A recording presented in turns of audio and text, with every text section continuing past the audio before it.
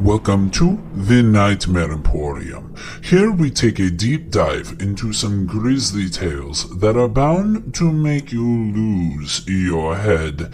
Now, let's check in with our host, the macabre marvel herself, to see what she has in store for us this week.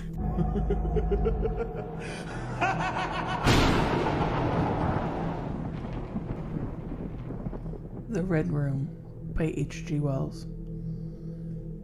I can assure you, said I, that it will take a very tangible ghost to frighten me, and I stood up before the fire with my glass in my hand. It is your own choosing, said the man with the withered arm, and glanced at me askance.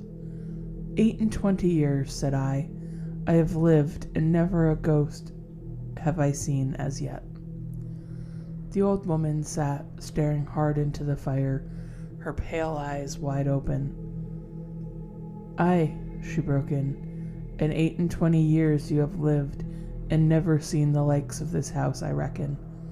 There's a many things to see, when one's still but 28. She swayed her head slowly from side to side. A many things to see, and sorrow for. I half suspected the old people were trying to enhance the spiritual terrors of their house by their droning incessance.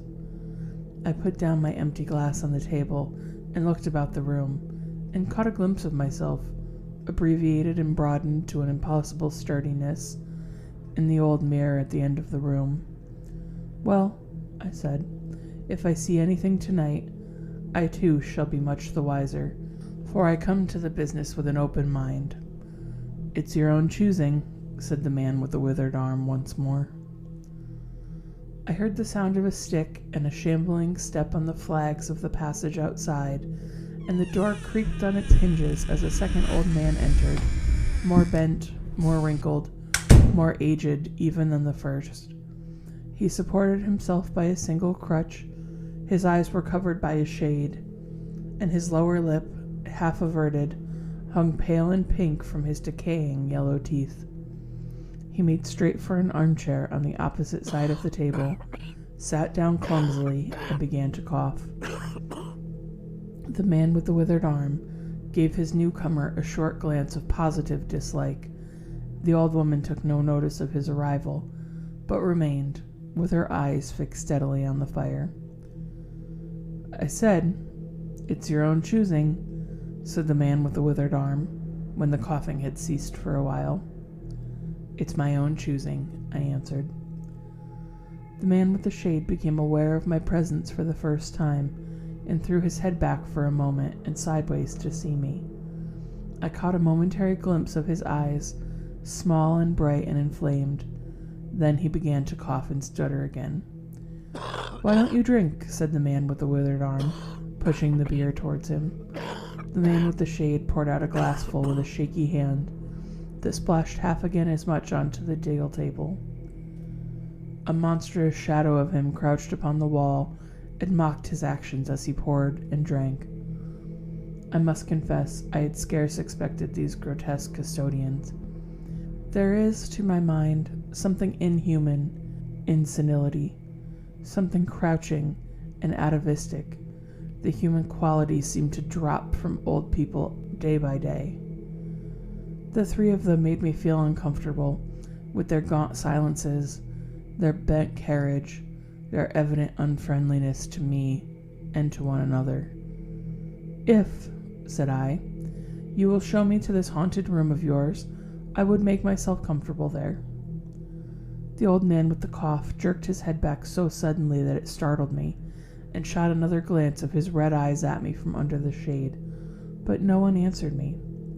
I waited a minute, glancing from one to the other. "If," I said a little louder, "if you would show me to this haunted room of yours, I will relieve you from the task of entertaining me." "There is a candle on the slab outside the door," said the man with the withered arm, looking at my feet as he addressed me. "But if you go to the Red Room tonight—" "This night of all nights," said the old woman. "You go alone," he finished. "Very well," I answered. "And which way do I go?" "You go along the passage for a bit," said he, "until you come to a door, and through that is a spiral staircase, and halfway up is a landing, and another door covered with baize. Go through that and down the long corridor to the end, and the red room is on your left, up the steps." "Have I got that right?" I said, and repeated his directions. He corrected me on one particular. "And you're really going?" said the man with the shade, looking at me for the third time, with that weird, unnatural tilting to the face. "This night of all nights," said the old woman. "This is what I came for," I said, and moved towards the door. As I did so, the old man with the shade rose and staggered round the table, so as to be closer to the others and to the fire. At the door, I turned and looked at them, and saw that they were all close together, dark against the firelight, staring at me over their shoulders, with an intent expression on their ancient faces. "Good night," I said, setting the door open. "It's your own choosing," said the man with the withered arm. I left the door wide open until the candle was well alight, and then I shut them in, and walked down the chilly, echoing passage. I must confess that the oddness of these 3 old pensioners, in whose charge her ladyship had left the castle, and that deep-toned, old-fashioned furniture of the housekeeper's room in which they foregathered, affected me in spite of my efforts to keep myself at a matter-of-fact phase. They seemed to belong to another age, an older age, an age where things spiritual were different from this of ours, less certain, an age when omens and witches were credible, and ghosts beyond denying. Their very existence was spectral, the cut of their clothing, fashions born in dead brains. The ornaments and conveniences of the room about them were ghostly, the thoughts of vanished men, which still haunted rather than participated in the world of today. But with an effort, I sent such thoughts to the right about. The long, draughty subterranean passage was chilly and dusty, and my candle flared and made the shadows cower and quiver. Their echoes rang up and down the spiral staircase, and a shadow came sweeping up after me, and one fled before me into the darkness overhead. I came to the landing and stopped there for a moment, listening to a rustling that I fancied I heard. Then, satisfied of the absolute silence, I pushed open the baize-covered door and stood in the corridor. The effect was scarcely what I had expected, for the moonlight, coming in by the great window on the grand staircase, picked out everything in vivid black shadow or silvery illumination. Everything was in its place. The house might have been deserted on the yesterday, instead of 18 months ago. There were candles in the sockets of the sconces, and whatever dust had gathered on the carpets or upon the polished flooring was distributed so evenly as to be invisible in the moonlight. I was about to advance, and stopped abruptly. A bronze group stood upon the landing, hidden from me by the corner of the wall, but its shadow fell with marvelous distinctiveness upon the white paneling, and gave me the impression of someone crouching to waylay me. I stood rigid for half a minute, mayhaps. Then, with my hand in the pocket that held my revolver, I advanced, only to discover a statue glistening in the moonlight. That incident for a time restored my nerve, and a porcelain doll on the side table, whose head rocked silently as I passed him, scarcely startled me. The door to the red room and the steps up to it were in a shadowy corner.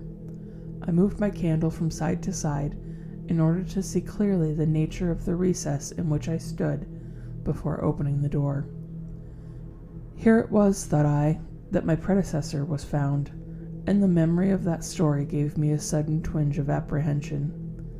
I glanced over my shoulder at the statue in the moonlight, and opened the door of the red room rather hastily, with my face half turned to the placid opening of the landing.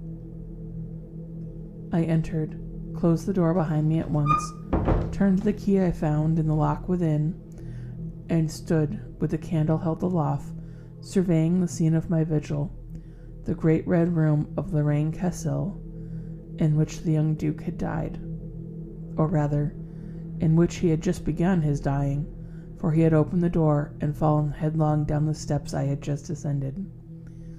That had been the end of his vigil, of his gallant attempt to conquer the ghostly tradition of the place, and never, I thought, had apoplexy better served the end of superstition.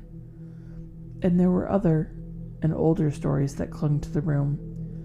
Back to the half-credible beginning of it all, the tale of a timid wife, and the tragic end that came to her husband's jest of frightening her. And, looking around that large, somber room, with its shadowy window bays, its recesses and alcoves, one could well understand the legends that had sprouted in its black corners, its germinating darkness. My candle was a little tongue of light in the vastness that failed to pierce the opposite end of the room, and left an ocean of mystery and suggestion behind its island of night. Well, well, wasn't that just a scream? Until next time, our fiendish friends, remember to stay scared, and sometimes it's more than just a story.